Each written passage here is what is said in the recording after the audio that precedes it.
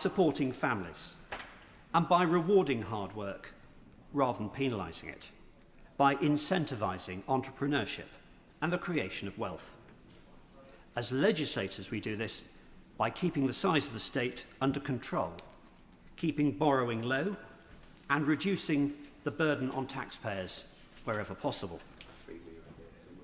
It is with regret that I see this current Labour government increasing taxes, increasing borrowing, increasing the deficit and our national debt, and increasing the interest we pay on that debt. It saddens me that we have a government that, whatever the question, the answer always seems to be more public expenditure. Yeah. So I'm pleased that not only will the Conservative Party reduce taxes when we form the next government, but that we will scrap one altogether. Stamp duty is a bad tax. The current stamp duty regime means that anyone seeking to buy their first home or to move house faces an additional burden at one of the most important moments in their lives. By eliminating this tax on main homes, the Conservatives are removing a financial barrier which for many first-time buyers or young families will make the difference between owning their first home or not. And my honourable friend for Windsor alluded to that in his excellent speech. It means the dream of home ownership is made more accessible. Now, while stamp duty has been around since 1694, the current regime was introduced by Gordon Brown in 2003. When it came into effect, it charged a fixed percentage rate depending on the value of your house, the so-called slab system, which meant if you went from £250,000 to £250,001, you faced an enormous increase in the tax paid. The coalition government, to their credit, reformed the tax so as to remove the tax from those purchasing a property for under £125,000, and they eliminated the slabs in the model to a slice model. This made the tax better, but the core problems remain. It makes it harder to purchase a house. It dissuades people from upsizing or downsizing, and therefore prevents a whole host of other economic activity associated with moving house. Now, a vibrant housing market is vital to economic health. When more people buy and move, transactions increase. New homes are built, tradespeople are employed, local economies benefit. The tax on each move discourages those transactions. People stay put because of the cost of moving, and that can lead to the housing market locking up. Yes. By scrapping stamp duty on primary homes, this policy will free up the market. That has benefits not just for buyers and sellers, but for builders, developers, local services, and the whole national economy. There's a fairness argument too. Buying a home is one of the largest investments most people will ever make. To tax that moment feels not just counterintuitive, but perverse. Removing the tax on a main residence signals a commitment to giving people a chance to grow, to aspire, to build their lives. These are Conservative principles, and the Leader of the Opposition's announcement in Manchester recognised this. I entirely agree with my right honourable friend that this change would create a fairer and more aspirational society. Would you give way on that? I'm happy to give way. He's making an excellent speech. Would he also observe the fact is that it allows us, when supply is tight, if we allow people to move more easily, we're going to have the right people in the right homes, so that you don't have an elderly couple in a 5-bedroom house that can downsize because they'll make that choice, but also the family can upsize into the right house. So when supply is tight, it fits much better for us as a society to have the right people in the right house for their time of life. Well, my honourable friend makes a valuable point that this tax cut benefits not just the first-time buyer, the family moving up into a larger home and the empty nesters, and I'm almost one, seeking to move into a smaller house. So this... Happy to, yes. So further to that, his point about the sort of dynamic market we need, when you think of people perhaps in the southeast of England, and they were looking to move to Beverley and Holderness, for instance, for a job, the costs involved in that, taking a risk, perhaps coming up to an area where they may only have that one job. There aren't other jobs to compete with it. They don't make that move. We don't get their input into a business in Beverley and Holderness purely because of the dampening effects of this tax, and they stay in the southeast when the country and Beverley and Holderness would be better off if only they were incentivised to move and take a chance. My honourable friend makes a valuable point that this tax cut benefits not just the housing market, but the jobs market, and therefore the whole economy. Our politics ought to empower people, not load them with additional burdens. And this is an important measure for young people because we acknowledge they face higher costs and more competition for housing than their parents did. Now, to be credible, we must explain how we will pay for the measure. That is a valid question. And unlike some parties in this place, we will not make promises without a plan for delivery. This measure is possible as part of a wider package of economic reform, spending discipline and growth creation. Now, the current government was elected on a policy of going for growth, yet everything it does seems designed to do the opposite. We've had a jobs tax that makes it more expensive to employ people, increased business rates, which makes it more expensive to conduct business in a property, the changes to agricultural and business property relief, which increase inheritance tax. They reduce investment by family businesses. And the Employment Rights Act makes it more expensive, time-consuming, and difficult to employ people. The government has turned on the spending taps, levied record amounts of tax, and yet at the same time has implemented measures that increase unemployment and make Britain less competitive. Every Labour government has led to higher unemployment. And it is a deep regret that in every month since the general election, unemployment has risen. Now, I don't think the party opposite are malevolent. They simply have no clue as to how business works. We can announce... Happy to give way. Well, I thank the honourable member for giving way. His party's position now on the green economy is to take away some of the support for it. Figures show that the green economy is growing around 10%. It provides often better paid jobs and it's fueling job creation. Given his party's position, does he believe that it's in the interest of the economy to cut the legs out from underneath the green economy? Well, I'm amazed to hear that the real economy is growing by 10%. It must be a forecaster I haven't heard of. But of course, we believe it is possible to cut welfare spending. In fact, a few months ago, his party believed it was possible.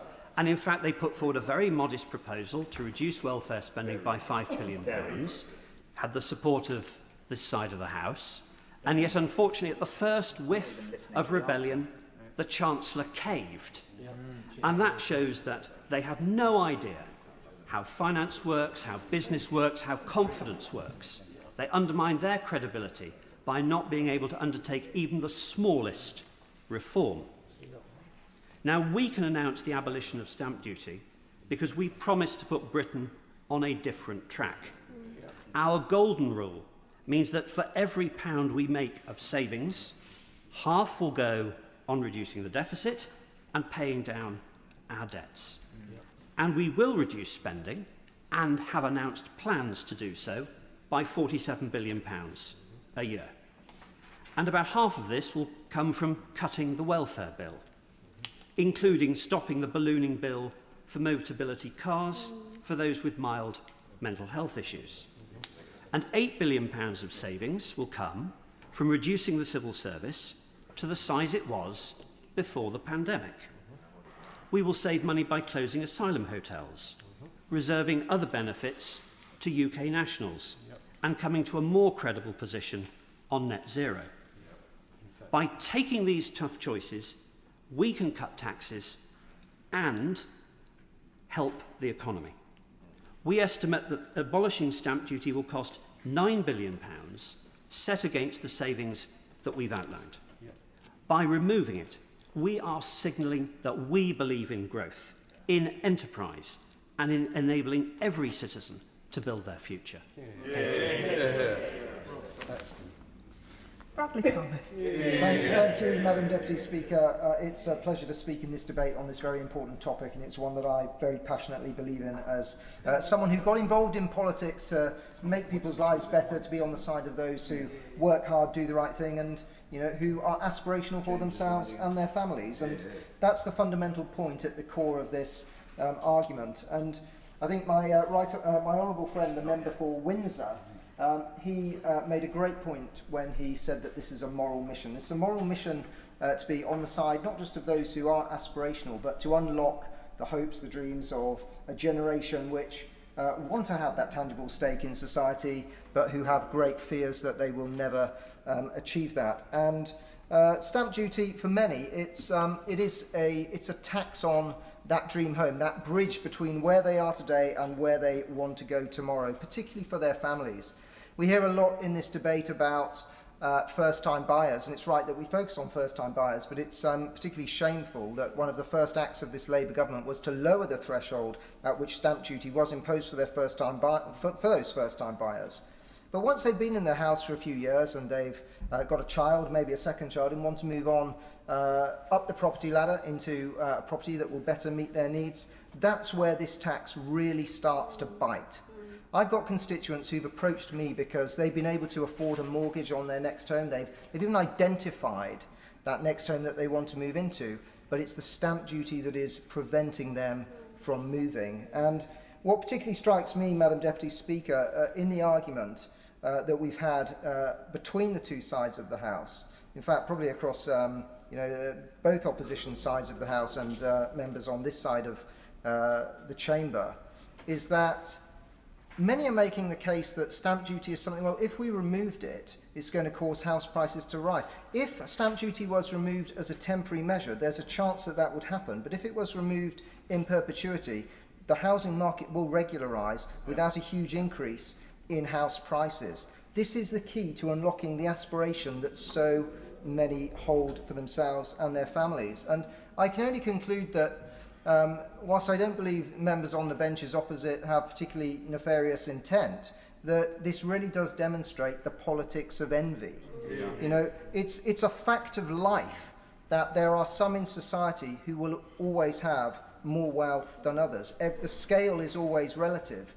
But even if those at the upper end of the strata of wealth in society benefit from a tax cut that this would impose, those further down the chain below them will also benefit from this. The great reality of this proposal is that it's universal in its application. Everyone will benefit. And this is fundamentally about unlocking mobility and the aspirations of so many. It's not just the first-time buyers, it's not just those wanting to move up, but those who want to downsize that we've heard so much about today. There are plenty of constituents across Bromsgrove and the villages who are not cash rich but are asset poor, who I know are trapped in larger houses but would like to downsize should the fiscal incentive be there for them to do so. And stamp duty in the form of tens of thousands of pounds is absolutely that key in so many cases. Will you give way on that point? I will give way. And one of the really important points about that, especially for elderly people who are caught in a large home, is from the social care aspect in terms of making sure their health care and support is there as they get older. If they find themselves trapped in a large house, it has all the problems of how do you make sure it's modified. That has an additional cost that is often lost. So does he agree by freeing them up to be able to move, there's a benefit saving there? My honourable friend makes a very valid and important point, and that's one of the great peripheral sort of benefits of this policy should the government embrace it. And I do encourage them to look seriously at it. I encourage the government to vote for this motion on the basis of intent alone, even if they've got no intention of implementing it anytime soon. We've heard, Madam Deputy Speaker, about the stimulus effect. A typical spend from someone moving house or a family moving house is around £9,000. My honourable friend, the member for Windsor, pointed out that those who are employed in trades that would benefit from that spend, these are people who aren't necessarily rich. They're the hard workers who set their alarms in the morning. They're the very people themselves who have aspiration for their family and want to be able to move up the property ladder. But one of the fundamental ideological points that seems to be striking me in this debate, emanating from members on the opposite side, is one of sort of a denial of capitalism, if you like, and the role that capitalism plays in driving up prosperity. And my right honourable friend, the member for North West Hampshire, he made this point so eloquently. Capitalism is not something that we should be afraid of. It's the biggest driver of prosperity that the Western world has known, and members on the benches opposite should embrace it with a little bit more vigour. Madam Deputy Speaker, a point that I've got to touch upon, because it affects my constituency so profoundly, is the government's increase in housing targets. Members on these benches, including myself, we are not anti-house building, but we do believe that house building has to be proportionate.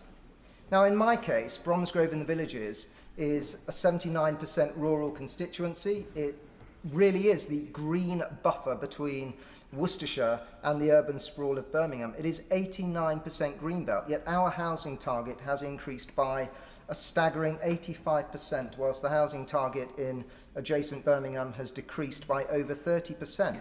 Now, I've given various ministers various opportunities to address this point on the floor of the House of Commons.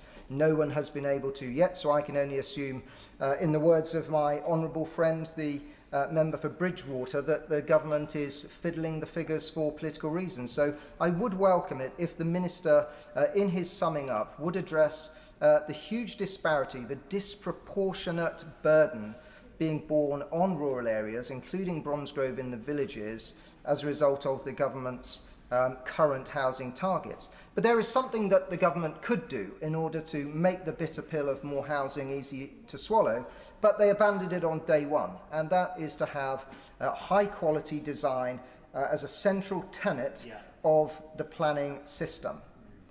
The previous government opened the Office for Place, an advisory body, if you like, that advised the Secretary of State on the quality of the built environment. And every single government, regardless of political colour, should embrace the principles of good design, because they don't just lead to good houses, they lead to better communities. And if you can convey to a community that new housing is not going to impose red brick monotony that erodes a sense of identity and character, then the government will find much more openness from communities towards the house building agenda. I will give way. He makes an excellent point, and one of the biggest concerns I have is that the government has taken away the funding for neighbourhood plans. Now, neighbourhood plans, we know, gives villages their say of where planning goes, but more importantly, delivers more housing. So is it short-sighted, does he believe it's short-sighted to take that funding away, compounding the problem he's talking about at style and design, to get communities to take on extra housing? He's spot on. It's incredibly short-sighted, and I think it will prove to be a false economy.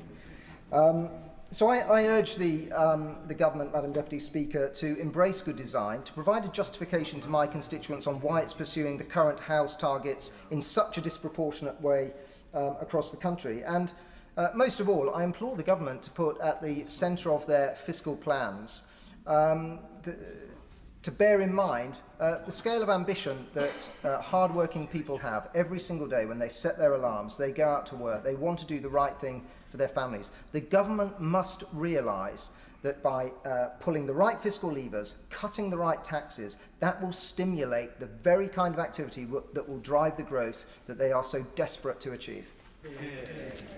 Shadow Minister James Cleverly. Thank you, Madam Deputy Speaker, and I want to thank my friend and colleague, the Right Honourable Member for Central Devon, setting out the opening case for the opposition's position with regard to stamp duty. This is a policy that I feel particularly passionate about.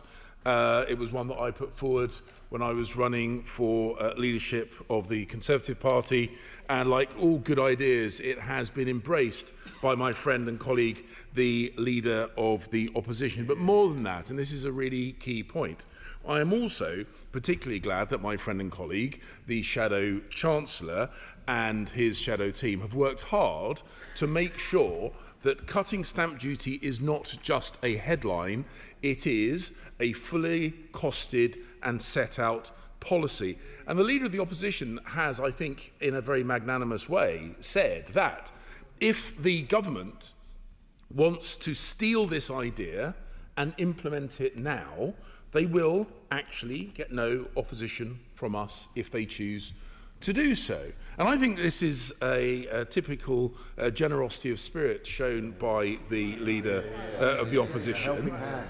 because clearly the party opposite are struggling to come up with credible economic plans of their own. So they are very, very welcome to steal the economic plans that we have put in place. And Madam Deputy Speaker, I was struck by the nature of this debate in a positive way in many instances.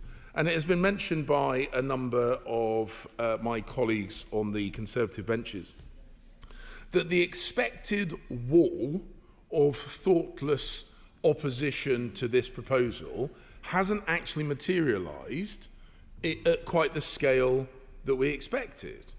I mean, it has materialised in some instances, but that is only to be expected. What we heard on a number of occasions in a number of speeches, and I'll make reference to some of the contributions in the debate today as I go through my speech, what we heard on a number of occasions from the benches opposite was that they recognised that stamp duty was a bad tax.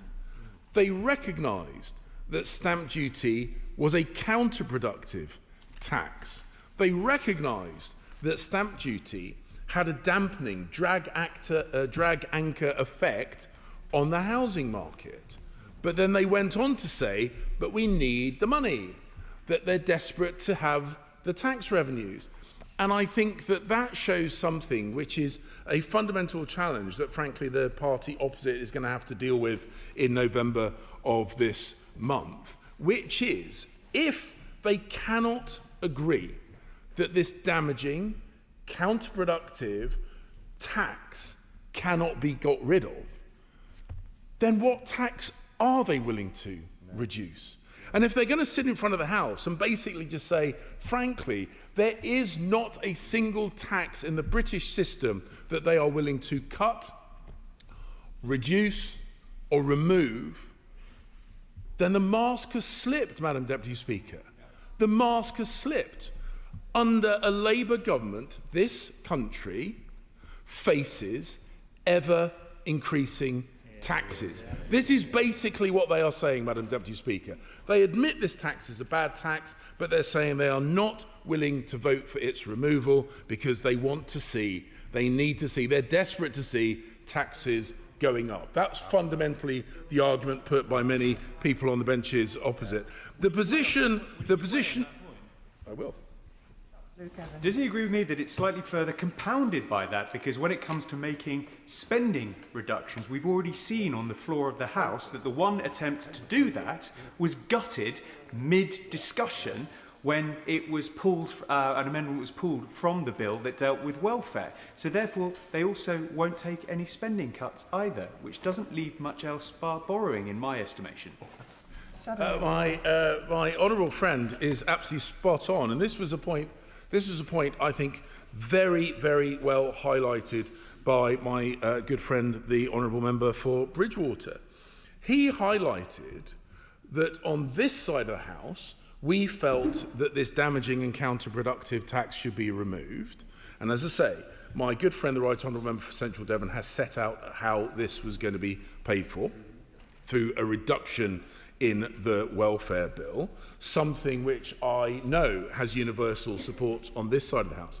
But my honourable friend, the member for Bridgewater, highlighted that not only is a reduction of welfare something that we think is a necessary and good idea, it was something that the Labour front bench used to think was a necessary and good idea, until, with great leadership, they were told by their backbenchers to stop thinking that it was a necessary and good idea and start thinking that it was a terrible idea. Such leadership from the backbenches is something that I admire from that party. And if only the Labour front bench had anything like the spine of the Labour backbenches, then actually the country might not be in quite such a dire economic state.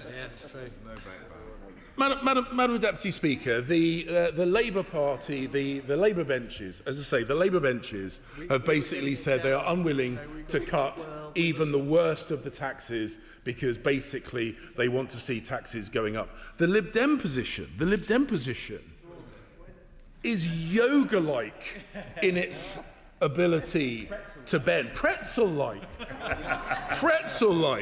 because one after another, the speakers from those benches stood up and said, we agree that this is a bad tax.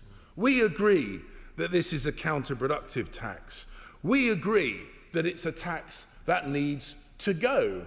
And I suspect others on my benches, thought, here we come, here we go. The crescendo, the pièce de résistance, with those speeches saying, which is why you will see us in the lobbies with you, ensuring that this motion is passed. But that's not what we heard. That is not what, in a minute, I've got a punchline to get to. This is not what we heard. What we heard was that we think this is a bad tax that should be got rid of, but we are not going to vote to say it's a bad tax that should be got rid of because, which, Madam Deputy Speaker, is always, which is always the Lib Dems punchline. It's always the Lib Dems punchline. I was waiting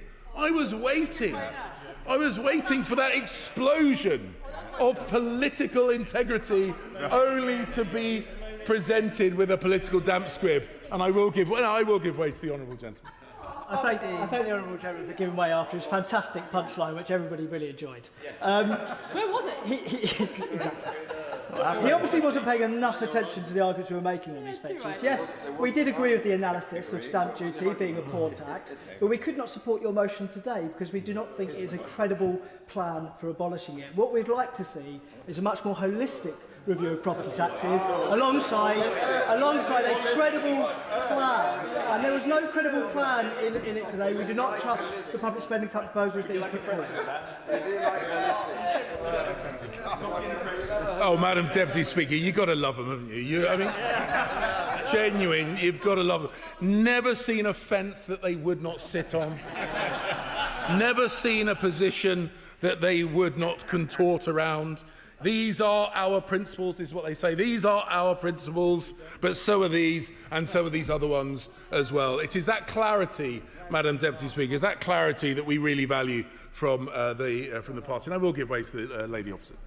The right honourable gentleman for giving way, and I'll be a little bit clearer on our principles. We won't be joining you in the voting lobby tonight because we won't be voting for unfunded tax cuts that predominantly serve the wealthy and do nothing to help first-time buyers or ordinary working people up and down the country. That's how you do it. That's how you do it. Madam Deputy Speaker, that is how you actually have a position. It's the wrong position, but it's at least a position. And the point is the honourable lady. The point is the honourable lady keeps talking about unfunded tax cuts, but she's getting her language back to front. You don't fund a tax cut because it is the British people that fund government spending. So when you ease government spending, you are easing the burden on the British taxpayer. It is spending that needs to be funded, not a reduction in spending. And the reason, and this is where I'll make the point. This is where I will reinforce. A number of what I thought were very, very strong interventions in support of this motion. I was very struck by my honourable friend, the member for Windsor, who spoke about his own experience trying to get on the housing ladder, and how that enthusiasm was suppressed, was diminished by the realisation that stamp duty was going to make getting that first foot on the housing ladder even more difficult. And I recognise, and the Honourable Member for Pendle and Clitheroe, I think made a legitimate point, that this is a tax which does affect different parts of the country very differently. And I think it is a fair point that he has made, that there will be many parts of the country where it is not typical that people are paying stamp duty land tax or a significant quantum, a significant scale of stamp duty land tax. But that is not a good reason to deny this reduction in cost to those people in the country that do. And although in his constituency there might not be many, I guarantee he will not have to travel very far before he starts to meet people who are being dissuaded from purchasing properties because of the stamp duty land tax. And certainly for those members representing constituencies near big cities, wherever they are across the country, or certainly those who represent constituencies in the south of the country, there are significant numbers of people who are paying this tax. And it has been mentioned by members on my benches, too many to single out, that it's not just the impact it has on people who are or may be paying the stamp duty land tax that this proposal impacts positively. Because I guarantee almost all of us can imagine a streetscape that I'm about to describe. Perhaps houses in a Victorian or Edwardian part of our constituencies. Perhaps semi-detached or detached houses on what used to be the periphery of those towns or cities. Perhaps those towns and cities have now expanded beyond that, but there will typically be a band of properties populated disproportionately by older couples or older people. They will often have been in those constituencies for many, many decades. Their children have moved out and they are now under-occupying those properties with perhaps 2, 3, maybe even 4 bedrooms spare. But they are deterred from downsizing because of the fear of the stamp duty that they will have to pay. Estimates show that 2.8 million people would consider downsizing or right-sizing, as my honourable friend said, if stamp duty were removed. What then happens is a ripple effect throughout the housing market, freeing up family houses for people who are currently in overcrowded accommodation. Not only that, the London School of Economics estimates that for every housing transaction, an estimated £6,000 of economic activity is pumped into the local market. Local builders doing refurbishments, perhaps doing extensions, fitting new bathrooms, fitting new kitchens, soft furnishings, white goods. These are the things that people typically buy when they move. And what type of business typically provides those goods and services?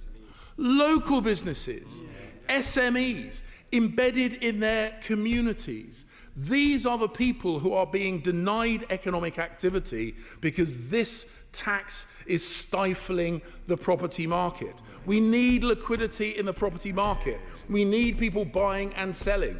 We need people spending money with local businesses, in local shops, across the whole of the country. This is what reducing the tax burden on people does. This is what removing stamp duty land tax will achieve. And yet, on that side of the house, and on this side of the house, we are seeing people contorting themselves to find excuses to not reduce this burdensome tax. And I genuinely don't understand why.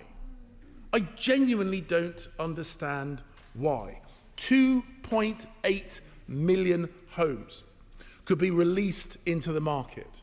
And if each of those homes had 2 or 3 spare bedrooms, that would immediately eclipse the 1.5 million homes that Labour are desperately trying to convince the country are going to be built under their tenure. And it can be done almost immediately without a brick being laid. And more importantly, Madam Deputy Speaker, without any government subsidy needed. This is what the House is saying no to. But not these benches. These benches understand aspiration. The Conservative Party has always been the party of aspiration. This has always been the party that helped people get on the housing ladder and up the housing ladder, because that is a noble and normal aspiration, and one that we support, even if the other benches don't. And I will give way to the Honourable Gentleman. For giving way, he wonders why it might not have something to do with the 14 billion quid that he hasn't worked out how the government are going to find. But if it was so easy in all those days before COVID, why did his party never do it in 14 years?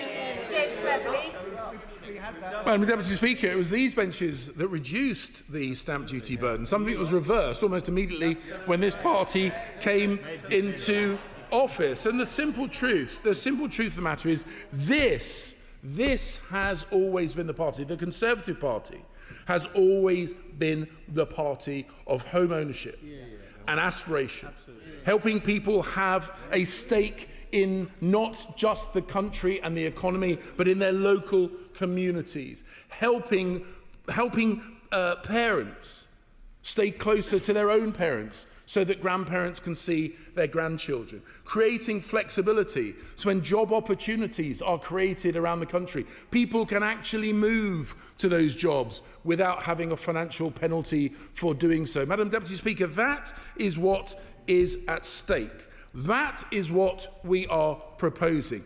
That is what these benches will continually fight to see, even in the face of the opposition, from a party that should be about aspiration, that used to be about aspiration, that has lost its way, drifted from the path of righteousness, and is going to oppose, if they do as they claim to do, they're going to oppose the removal of what is being regularly described by economic experts as the single most damaging tax on our books.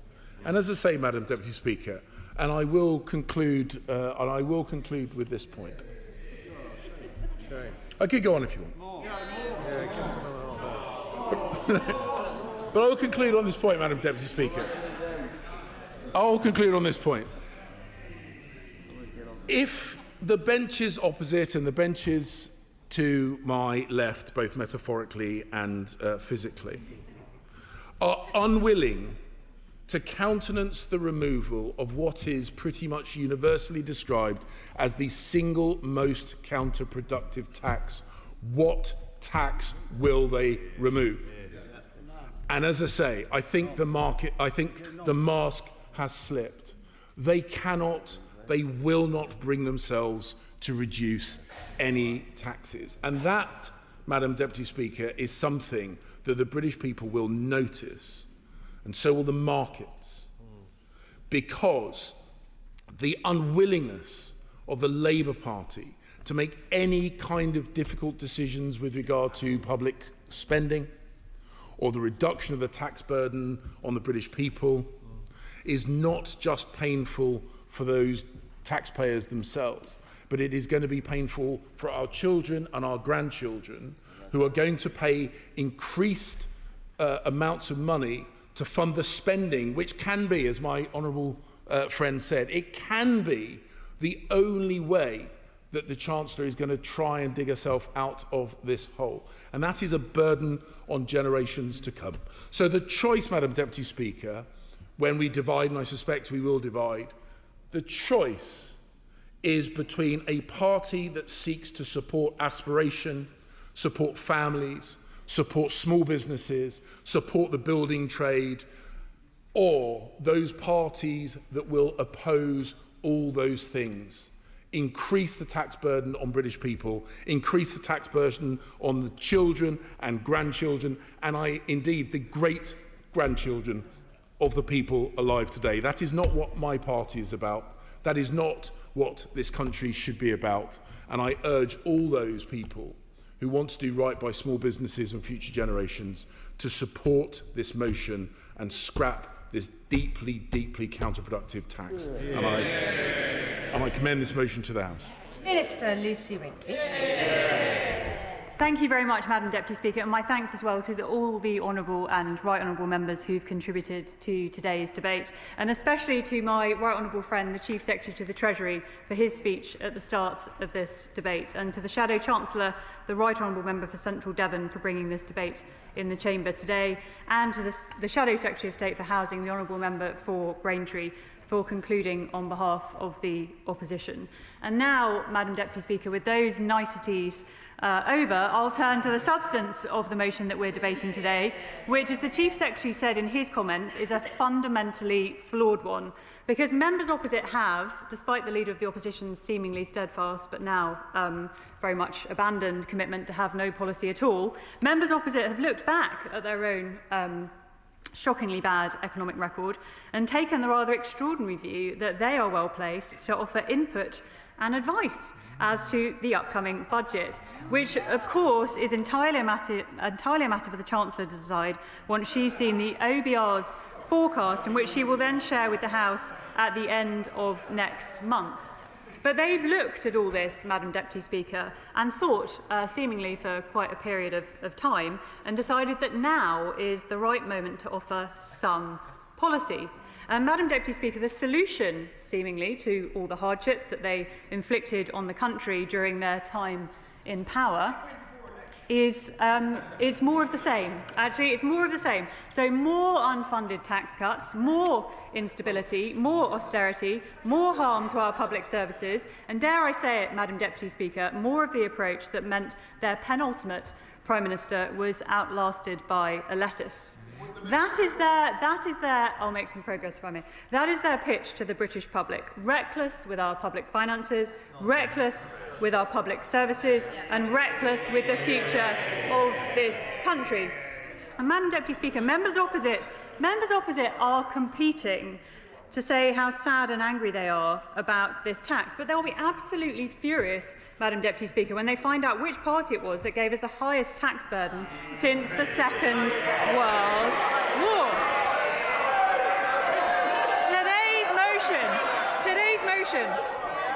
Today's motion, Madam Deputy Speaker, is a seemingly straight-faced argument from the benches opposite that we should do the exact thing which brought their 14 years of government to its end. It is the proof that they have learned. Ms Stewart, is it an actual point of order? The Minister was coming to a conclusion. We're just preventing business going forward. Ministers or front benchers or members not taking interventions are not necessarily a point of order. Do you want to proceed? Point of order. Thank you, Madam Deputy Speaker. I wonder if there's anything the Chair can do to help the Minister, because she appeared unaware that her own government, of which she's a Treasury Minister, is the one that has brought us the highest ever state level of tax in this country. And I wonder if this Chair could do something. It's not my job to write yours or the Minister's speeches, if only. Minister, that was not a point of order. Minister. Thank you, Madam Deputy Speaker. So this is proof that they have learned none of the lessons of their catastrophic mini-budget, of the years and years of punishing austerity inflicted on the people and the institutions of this country, with nothing whatsoever to show for it but soaring debt, low productivity and devastated household finances. Because, Madam Deputy Speaker, let me be clear, stamp duty is not a beloved tax. Far from it. No more. It is no more beloved than any other tax is. But what it is an effective tax that raises billions of pounds annually, with those buying the most expensive properties contributing the most. And this contribution is vital to the upkeep of our public services, our NHS, our schools, our armed forces, and abolishing stamp duty would take billions out of the public purse. £13.9 billion alone, a multi-billion pound tax cut to the budgets of our most essential services. It is the same horror show from the same old Conservatives, wildly swinging their side at public services without a care in the world for the consequences for our NHS, our schools and our armed forces. So which services would members opposite want to cut down this time? Would it be fewer nurses? I'll come to that. Fewer soldiers, fewer police officers. Madam Deputy Speaker, they're asking me if I'm asking. I'm more than aware that they've referenced in this debate their fantasy economics based on welfare cuts. But the Shadow Chancellor oversaw the biggest increase in benefit spending in decades when he was the Secretary of State for Work and Pensions. If he truly believes in welfare, if he truly believes that welfare spending needs cutting, why did he let it balloon, Madam Deputy Speaker? We've heard from various honourable members their objections to this tax and to all sorts of things that they imagine might be in the budget this month. I will. Grateful to the Minister. Just to be clear, does she agree this is a bad tax? And would she, in a perfect world, seek to find ways of controlling public expenditure so that it could be removed and people across the country, particularly first-time buyers and the elderly, could benefit from it? Madam Deputy Speaker, it's a tax. So obviously I don't love it, no. But what I think is just quite extraordinary is the party opposite's newfound hatred of taxation when they increased taxes 25 times in the last Parliament. So we've heard, as I said, Madam Deputy Speaker, from various honourable members about their objections to this tax. I'm not going to engage on the points that have been made around the budget today for very obvious reasons. Expect to repeat that we are committed to a single major fiscal event per year where the Chancellor will set out any tax decisions in the usual way alongside the OBR's forecast. And that fiscal event will take place, as everyone knows, Madam Deputy Speaker, on the 26th of November, at which point there will be plenty of time to discuss and debate the decisions that the Chancellor takes in the budget. However, Madam Deputy Speaker, I want to speak to some of the points raised during the course of this debate, because we heard plenty, Madam Deputy Speaker, from the party opposite about why they want to abolish stamp duty. Some, and I say this in a heartful, in a well-meant way, some points I think were made very, very thoughtfully. But I'm sorry to say, Madam Deputy Speaker, we heard absolutely nothing from the members opposite on their appalling economic record. We heard nothing from them on their appalling record on house building, save the acknowledgement, actually, I should say, of the Right Honourable Member for North West Hampshire. Nothing on the waste of public money that was the fraud on their watch, nothing whatsoever that could be described as fiscal responsibility. And we also heard from some of my right honourable friends on these benches about the urgent need to build more houses in this country, given our appalling inheritance, which of course is the key way that we solve the housing crisis.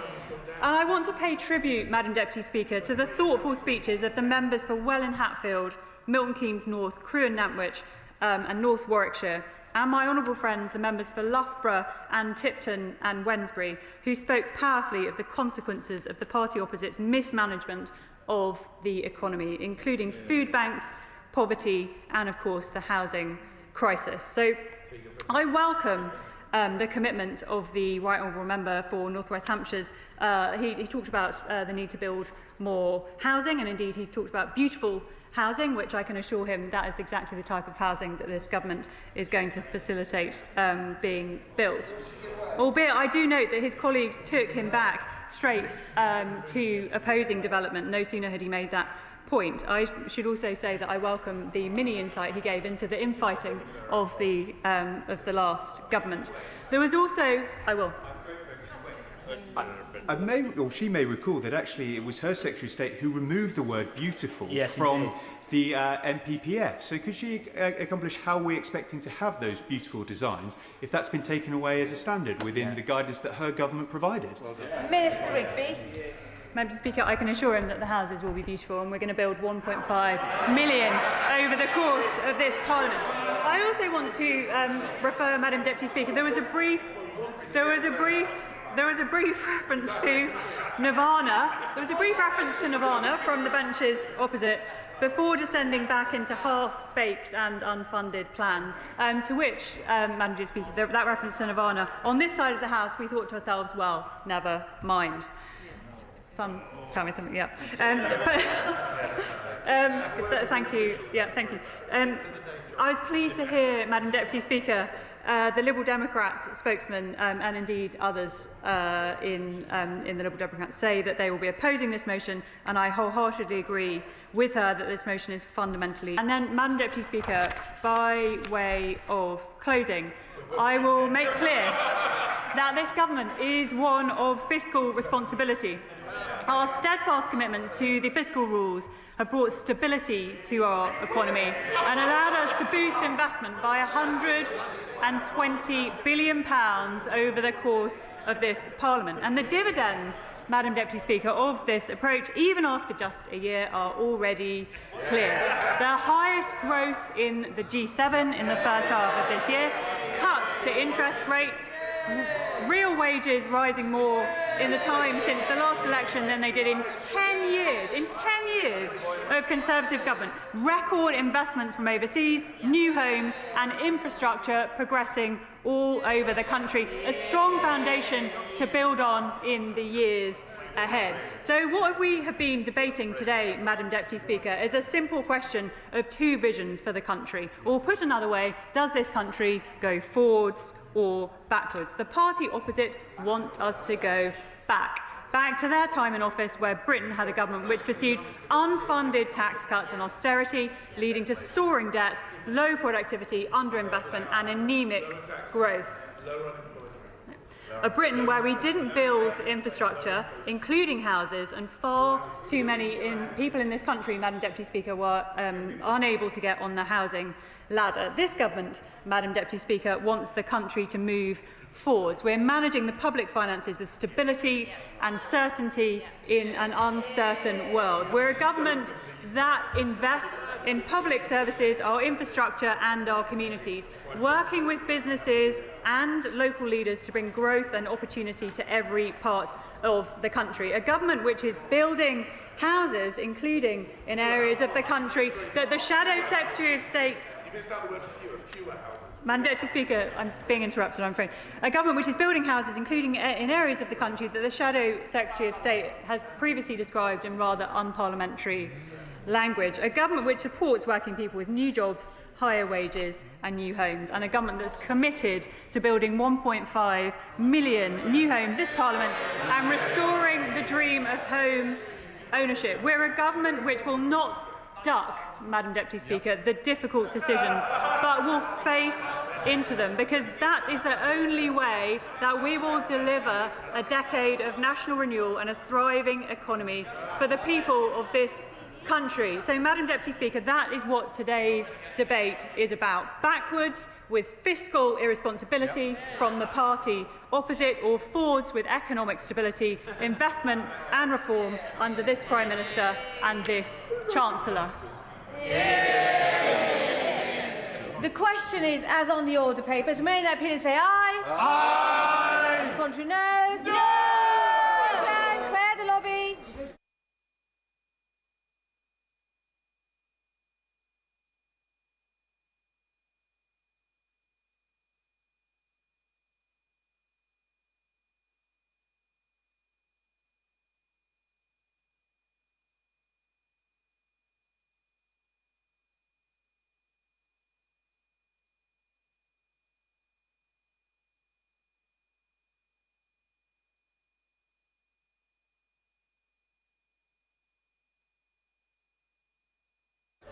Colleagues shouldn't be hovering, but being seated, not wandering around the chamber. Mr. Robinson, at this point, I can see you.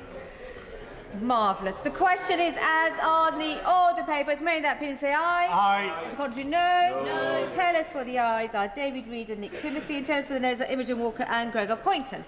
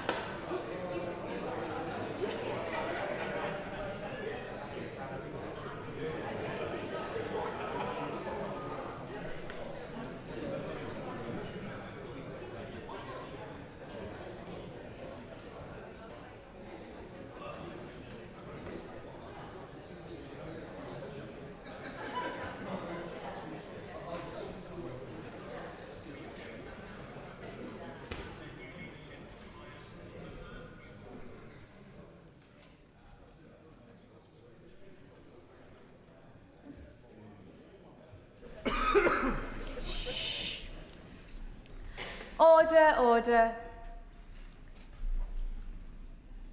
The ayes to the right, 103. The noes to the left, 329.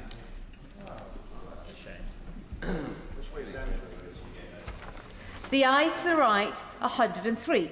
The noes to the left, 329. So the noes have it, the noes have it. Unlock.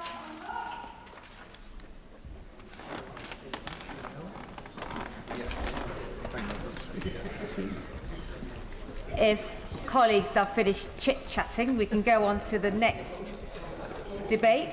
We now come to the Opposition Day motion on the China spy case. I can inform the House that Mr Speaker has not selected the amendment and Alex Burkhardt to move. Thank you very much, Madam Deputy Speaker. The purpose of today's Opposition Day debate and of our motion is very simple. Transparency. That is all we ask for. The basic facts are these. 2 men were arrested on suspicion of having spied for China against honourable members of this House. The Director of Public Prosecutions has himself acknowledged that this appears to have been a gross breach of trust against honourable members. And yet the case against these 2 men collapsed because, in the words of the Senior Treasury Counsel, Tom Little KC, the case was effectively unsustainable and brought to a crashing halt because the government's own witness, the Deputy National Security Advisor, refused to provide the fatal piece of evidence. Mr Little had what he called a $1 million question. Was China an active threat to national security? The Deputy National Security Advisor repeatedly refused to say yes. The government effectively refused to say what was patently apparent to anyone remotely alive to the facts of the case. This House has every reason to be told why it refused. And it has every right to know why, for example, the Prime Minister himself did not intervene to prevent the case from collapsing when we know that he was warned that it was unlikely to proceed.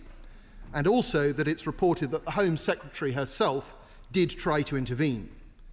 Now, we don't call for the publication of this material lightly, Madam Deputy Speaker. We know that it's an extraordinary measure to call for the government to publish documents relating to the formation of policy, but this is an extraordinary event. The reason we have reached this point is because the government has been unable or unwilling to answer basic questions about what it knew when and why it acted as it did. It is hidden behind civil servants and advisers when it is ministers who are supposed to make decisions. And in doing so, it has brought the actions and decisions of those advisers and officials into the spotlight in a way that is most irregular. Just as worryingly, there has been a persistent inaccuracy and inconsistency in the government statements to the point where this House can no longer trust a word of them. There are a number of examples. First, on the 13th of October, the Security Minister denied in this House that the Mega Mandarin meeting on the 1st of September, which is the subject of our motion, took place.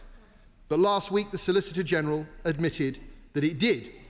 We now know that it was led by the National Security Advisor, that it was attended by the Cabinet Secretary, the Permanent Under-Secretary at the FCDO, by senior representation from the Home Office, the Attorney General's Office and the Chief of MI5.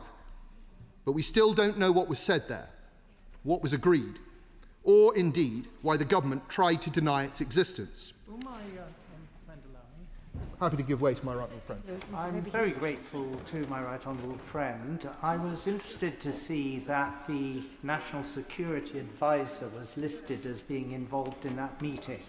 Now, the National Security Advisor is a political appointee. He's a special advisor, and that's usually the reason that the Deputy National Security Advisor is put forward to take all the flak.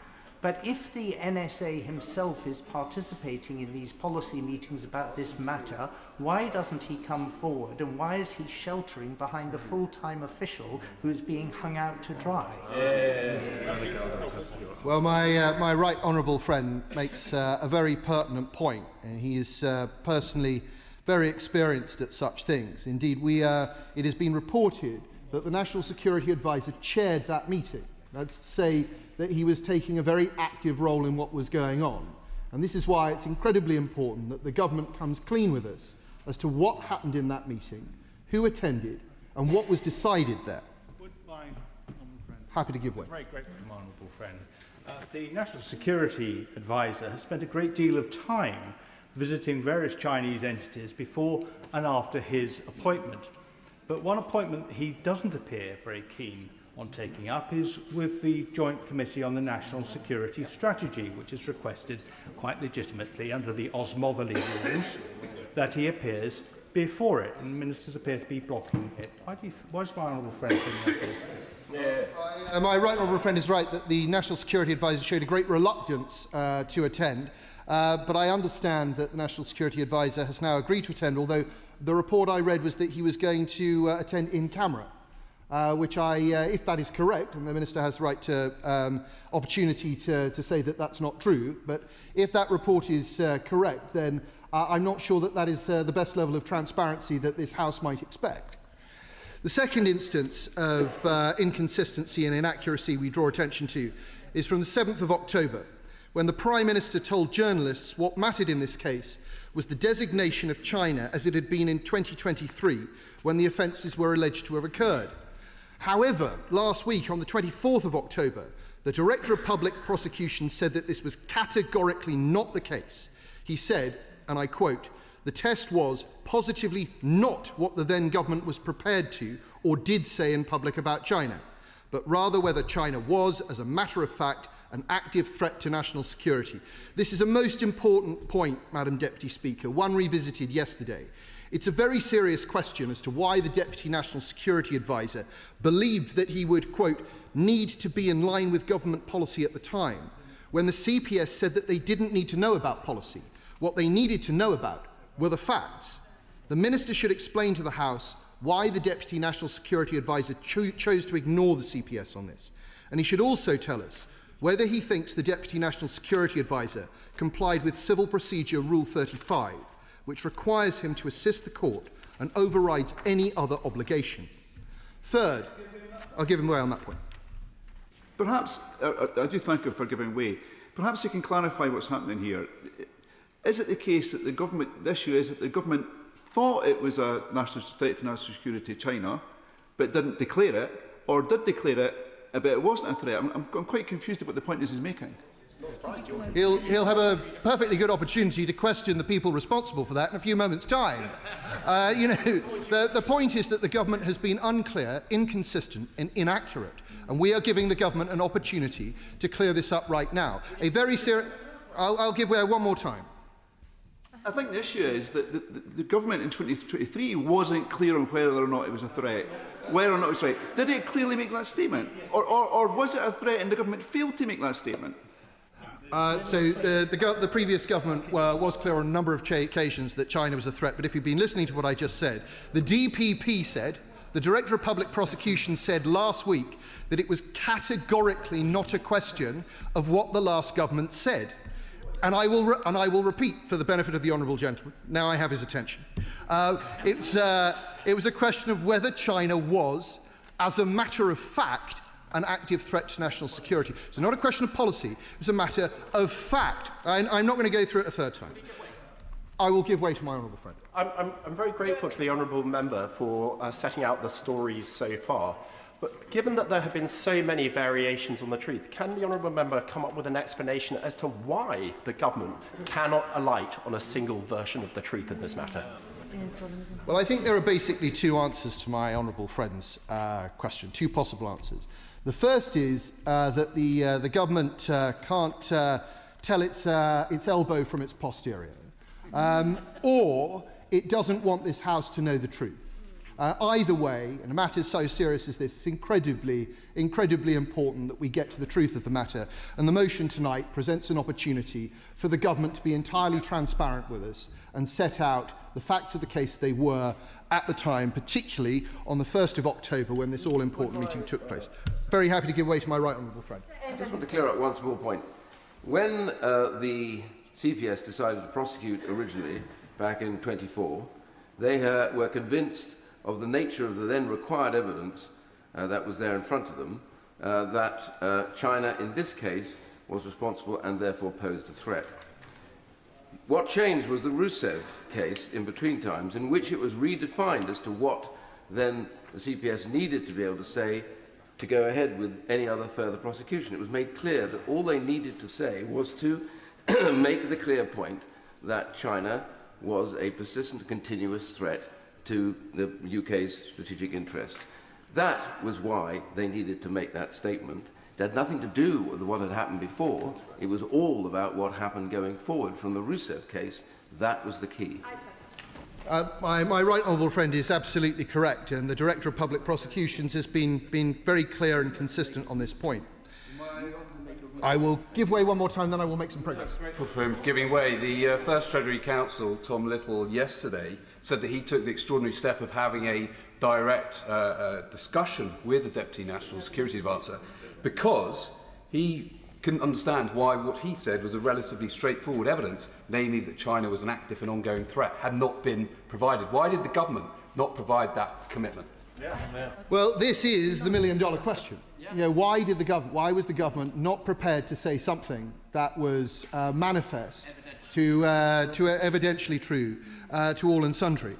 Third example, on the 15th of October, the Prime Minister said, and I quote, that the Deputy National Security Advisor acted entirely independently, without consultation with ministers or special advisers and without political involvement, end quote. But the CPS has now made it clear that there were multiple discussions about what the DSNA would say and wouldn't say, starting with one such discussion on the 3rd of July 2025. Moreover, the DNSA's first witness statement was, and I quote, cited by the then NSA Cabinet Office Permanent Secretary and sent to the Prime Minister via number 10 private office, including special advisers, end quote. A fourth example. On the 20th of October, the security... I will give way on the third example. I'm grateful to hear him giving way. Isn't it therefore incredible, either way, given the statement he's just put out, but also that the Deputy didn't speak to his boss, the National Security Advisor, to have a discussion about the biggest spy case this century and not even discuss it? He was left to his own devices to be able to provide the evidence.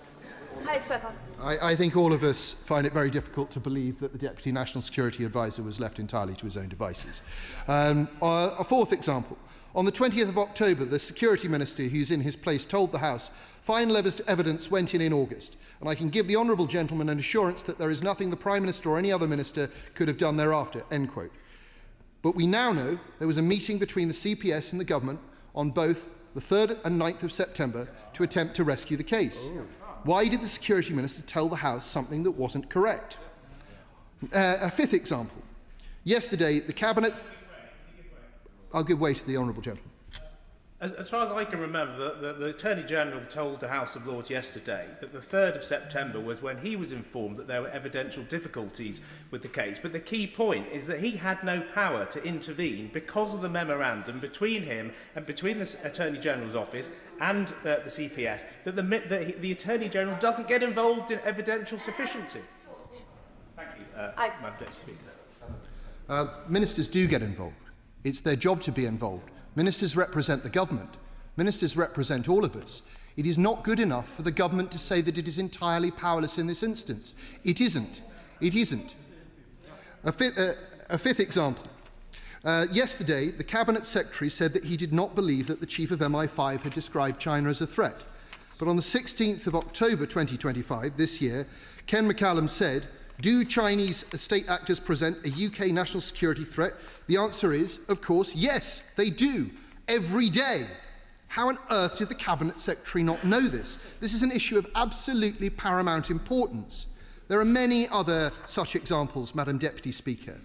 The government has an opportunity to be clear with us today, not just about the meetings and the dealings of the past 6 months, but also about its position as it stands.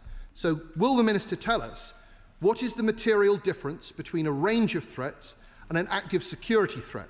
A point that the Deputy National Security Advisor was keen to make yesterday. But perhaps most importantly of all, does the government believe that China is an active security threat or not? And if not, what would it take to cross that threshold? It's time for the government to publish all the details so that we can see what really happened here. And I know the government will protest its innocence. I know the government will claim that it is all the fault of the CPS, or the last government, or the legislation, just as it has tried to do so for weeks. But such pleas and protests, Madam Deputy Speaker, are no good reason for it to refuse to publish the material we are requesting today. This House may have been spied upon. This House has a right to straight answers. This House has a right to see under the bonnet when the safety and privacy of its members may have been compromised. And this House has a right to know what the government's real position is. It has a right to know what the government's real agenda is. And if this government has nothing to hide, then it should hide nothing from this House. Forgive me. The question is as on the order paper, and I call the Minister Nick Thomas Simmons. And before he starts, this debate has to conclude by 7 p.m. It is heavily subscribed, so I urge members to be as brief as they can. Thank you, Minister.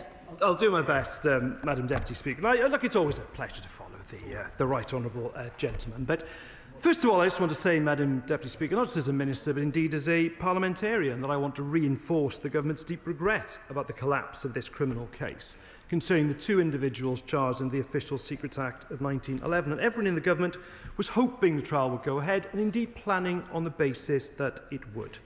Now, as a reminder, following the arrests of Christopher Cash and Christopher Berry in March 2023, as part of a counter-espionage operation, Counter-Terrorism Police requested that the Deputy National Security Advisor act as a witness in this case. Let me go through this, because it's important for the challenges that have been made by the right honourable gentleman. The DNSA made clear he would provide evidence on the basis of the government's position at the time of the offences. It is that is absolutely crucial to the judgment that's been made in this case. Now, the first judgment was drafted the first statement was drafted Shadow Home Secretary. I'll give him a moment, and then let me make some progress. But I will give way to the Shadow Home Secretary then. The statement was drafted, the first one, in August and December 2023, and during which time the CTP was updated on progress, including that the DNSA would not be able to call China an enemy, as that was not the position of the government at the time of the offences. Okay, I'll let him intervene on that. The Minister has twice said now, in the last minute, that the question was the policy of the last government. Let me take him to page 4 of the Director of Public Prosecution's letter, dated Thursday of last week. In that, he says this. Well, the DPP says the opposite. He says the issue was a question of fact and not, categorically not, the policy of the last government. Oh dear, oh dear, oh dear, Madam Deputy. The test, is that what he says? OK. Right, he's just quoted page 4 of the DPP's letter. Let's quote him page 5. The information that we required related to the period between the 31st of December 2021 and 3rd of February 2023. The position of the current government is not relevant to the case. I suggest the Shadow Home Secretary looks at the next page. No, it's the Times. No, it's not misleading. Give me a moment. It's the position at the relevant time. But what is even, I'm afraid, worse, is that the word enemy was not the position at the time, and it came out of the statement. That happened under the previous government, I'm afraid. And let me make some progress. I've taken the Shadow Home Secretary, so let me take some progress. Before finalising his statement in December 2023, the DNSA cited the then National Security Advisor and the then Cabinet Office Permanent Secretary. The then Cabinet Office Permanent Secretary came back with the comments on the 18th of December, this is all under the previous government, for the DNSA to consider. The DNSA then finalised the statement. His private office sent a final version of the draft to the then Prime Minister through the number 10 private office and number 10 special advisers. Once they were submitted, they were not shared, and in April 2024, formal charges were laid. That is the position under the previous government. Now, 2 supplemental witness statements from the DNSA were submitted in February 2025 and August 2025, following requests from CT Policing to provide further detail on the nature and extent of the threat to the UK from China. And for the second statement, the CTP specifically asked the DNSA to comment on whether China as a state, during the period 31st of December 2021 to 3rd of February 2023, posed an active threat, and whether it remains the case. Now, for the third statement, The CTP requested that the DNSA provide further points of detail regarding the UK government of the nature and extent of the threat with examples, and the DNSA faithfully, with full integrity. I noticed the shadow CDL was implying that somehow he wasn't compliant with Part 35, set out the various threats posed by the Chinese state in line with the UK's government's position at the material time in order to try to support successful prosecution. And then we come, obviously, to the meeting that the shadow CDL has referred to, which I'll come to in a moment, on the 1st of September. But I was fascinated, actually, by the shadow CDL's opening when he talked of the clarity of the